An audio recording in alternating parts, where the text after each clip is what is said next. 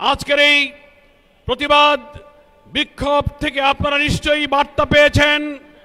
বাংলাদেশের মানুষ এক সাগর রক্তের বিনিময়ে জুলাই বিপ্লবের মধ্য দিয়ে যে নতুন বাংলাদেশের স্বপ্ন দেখেছিল, নির্বাচনে অনিয়ম, ম্যানিপুলেশন, নির্বাচন পরবর্তী সহিংসতা এবং নতুন করে রক্ত দিয়ে গড়া জুলাই সনদকে অস্বীকার করে নানান টকশো বুদ্ধিজীবীদের দিয়ে ন্যারেটিভ তৈরি করে সেটা অস্বীকার করার যে পায়তারা করা হচ্ছে, তার বিরুদ্ধে নতুন করে বাংলার মানুষ আবার ফুঁসে উঠেছে।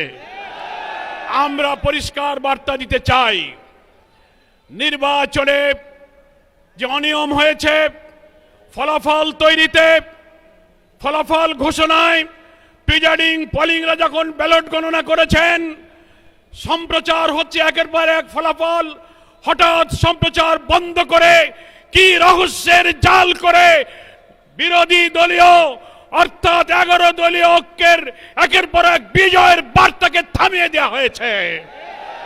সেই রহস্য জাতির কাছে প্রকাশ করতে হবে।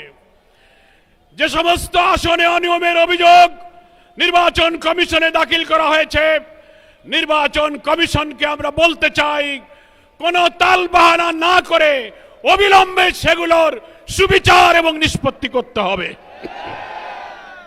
নির্বাচন পরবর্তী সহিংসতায় দেশের মানুষ বিস্মিত।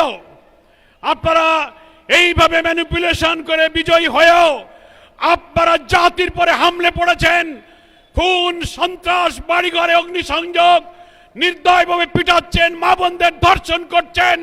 সেই দৃশ্য আমাদেরকে আবার ফ্যাসিবাদের চিত্র মনে করিয়ে দিচ্ছে।